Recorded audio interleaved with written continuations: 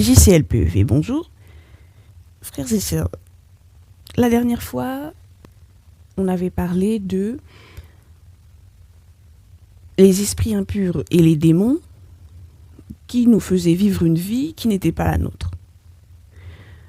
Aujourd'hui, on va parler de l'incrédulité, ça veut dire le fait de ne pas croire en Jésus-Christ, le fait de ne pas croire que le nom de Jésus-Christ puisse arranger la situation lorsque nous avons des problèmes. On va parler de l'incrédulité qui nous maintient dans des illusions et dans une vie qui n'est pas la nôtre. Dans cette vidéo, on va se concentrer sur l'incrédulité des autres. Après, on parlera de l'incrédulité qui est la nôtre, qui est la mienne, qui est à soi. Alors, par exemple, dans la Bible,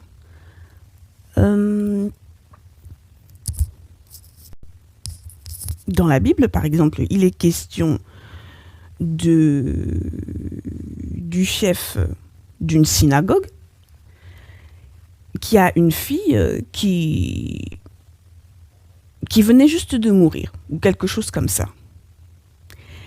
Et donc, le chef de la synagogue, le père de la fille en question, rencontre Jésus-Christ et lui demande de venir chez lui par rapport à sa fille. Et donc, à un moment donné, Jésus-Christ y va.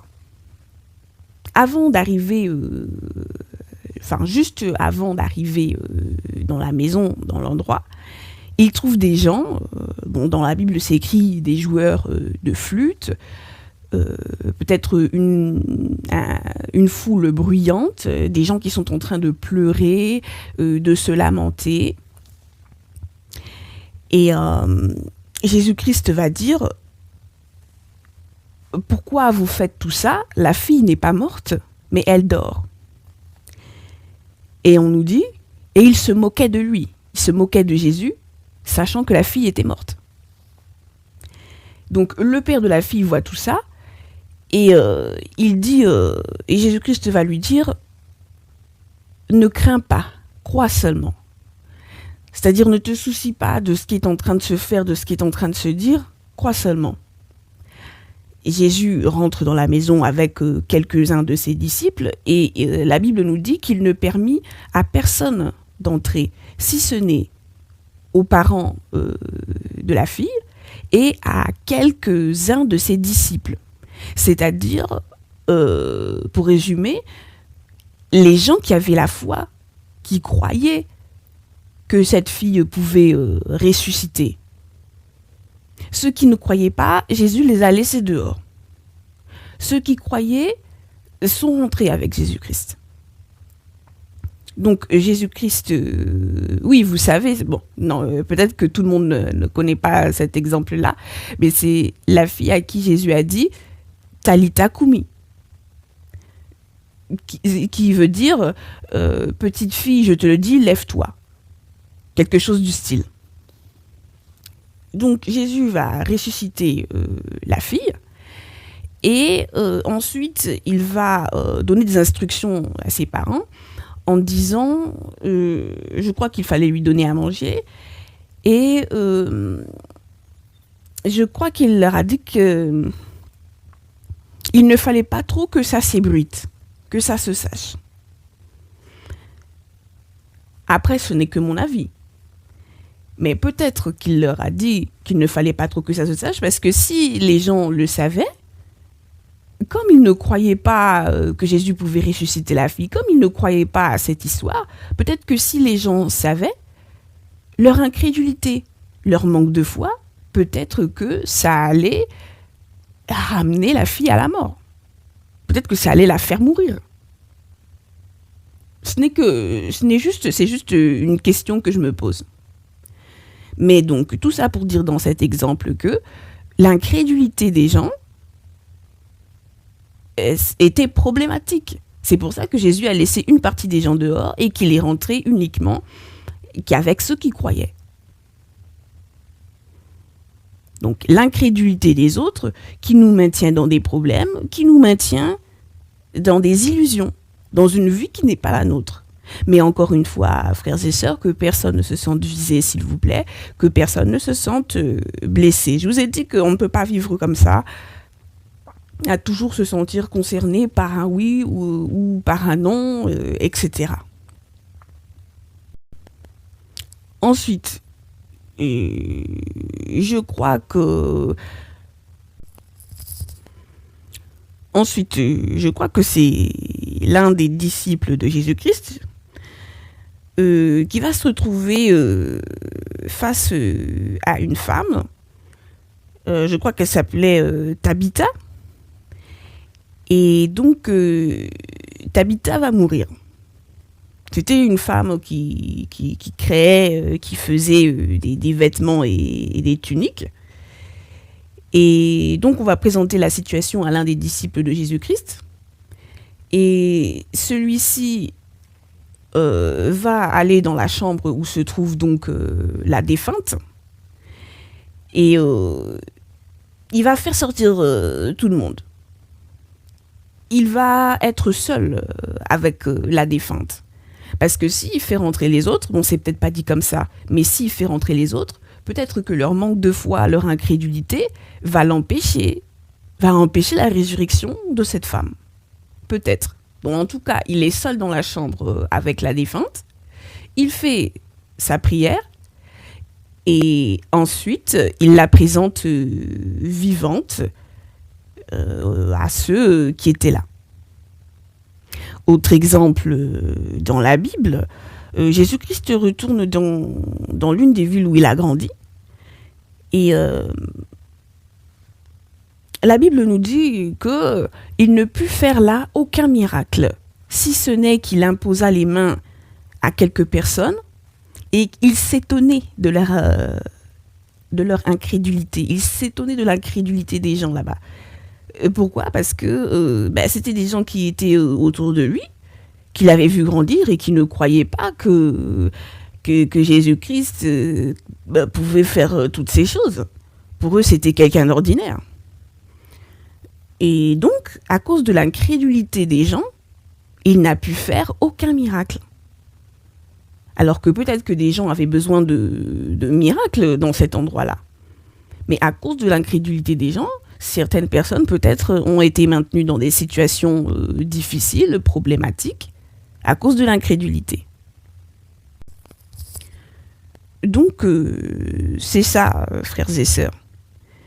Et l'incrédulité dont je parle ici, qui est le fait de ne pas croire que le nom de Jésus-Christ puisse changer les choses, c'est l'incrédulité en termes de Jésus-Christ, en termes de prière, en termes de ceux qui attendent que Dieu améliore leur situation.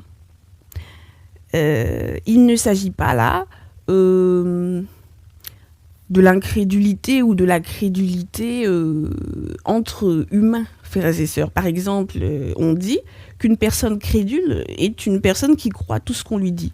Là, ce n'est pas de la crédulité ou de l'incrédulité entre humains que je parle. Ce n'est pas de la naïveté ou de la non-naïveté entre humains que je parle. Là, je parle en termes de Jésus-Christ, en termes de prière, en termes de croire au nom de Jésus-Christ. Entre humains, quand est-ce qu'il faut se croire, se faire confiance les uns aux autres? Quand est-ce qu'il faut se méfier? Ça, c'est à vous de voir dans vos vies personnelles. Donc, c'est ça, frères et sœurs. L'incrédulité des autres. La dernière fois, on avait parlé des esprits impurs, des démons qui nous maintenaient dans des illusions, qui nous maintenaient dans des vies qui n'étaient pas les nôtres. Et aujourd'hui, c'est l'incrédulité des autres qui nous maintiennent dans une vie qui n'est pas la nôtre, qui nous maintiennent dans des illusions. Et j'aimerais dire aussi que l'incrédulité des autres, les causes de l'incrédulité, c'est pas forcément toujours la méchanceté et la jalousie. Non, des fois, il y a l'incrédulité, par exemple, à cause de l'éducation que les gens ont reçue. Il y a l'incrédulité qui est, par exemple, culturelle. Ah bah, dans notre culture, on ne croit pas que ceci, on ne croit pas que cela. Il y a, il y a l'incrédulité des gens, toute personne, lorsque vous dites des choses à quelqu'un ou que certains parlent de leur projet ou je ne sais quoi, même si on dit qu'il ne faut pas trop parler de ses projets, mais bon, bref. Lorsque vous faites part de vos projets à certaines personnes, en quelque domaine que ce soit, et que ces personnes sont un petit peu pas très enthousiastes, c'est pas toujours la jalousie, c'est pas toujours la méchanceté. Des fois, c'est aussi parce qu'ils vous aiment, parce qu'ils veulent vous protéger d'une déception, vous protéger d'une désillusion, alors ils se montrent pas très enthousiastes par rapport à ce que vous leur dites. Parce qu'ils ont peur que vous tombiez de haut, ils ont peur que vous soyez déçus, que vous souffriez, et donc ils vous freinent. Et c'est une forme d'incrédulité, mais c'est une incrédulité pour vous protéger. Il y a d'autres, par exemple, par peur. Il y a une incrédulité par peur, ou je dirais par sécurité, qui fait que les gens ne sont pas très enthousiastes parce que si ils se disent que si jamais vous réussissez, peut-être que vous ne leur parlerez plus. Peut-être que vous allez les oublier, peut-être que vous allez les ignorer. Alors, ils sont incrédules ou pas très enthousiastes parce que ils ont peur que. Donc, c'était ça. C'était pour dire que... Bon, on priera dans une autre vidéo, hein, mais c'était pour dire que, oui, les causes de l'incrédulité, ce n'est pas toujours la jalousie, la méchanceté, l'envie. C'est parfois d'autres raisons que je n'ai pas citées, hein, et auxquelles je ne pense pas. Mais donc, c'est ça. Oui, et encore un autre exemple qui est populaire sur cette chaîne. Vous savez l'exemple de l'aveugle que Jésus avait dû conduire hors du village. Et vous savez que je vous avais dit, qu'est-ce qu'il y avait dans ce village qui maintenait cet aveugle dans son état d'aveugle? Et on était en train de se demander, qu'est-ce qu'il y avait? C'était peut-être des puissances démoniaques, mais c'était peut-être aussi l'incrédulité des gens. Les gens étaient peut-être tellement persuadés et qu'il était aveugle et qu'il allait le rester toute sa vie, ou on ne sait ce que les gens se disaient à propos de cet homme. Peut-être qu'ils étaient incrédules, qui faisait que sa guérison n'arrivait pas.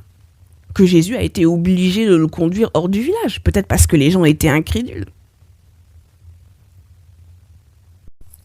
Comme autre cause de l'incrédulité, il y a également le fait que certaines situations durent depuis tellement longtemps.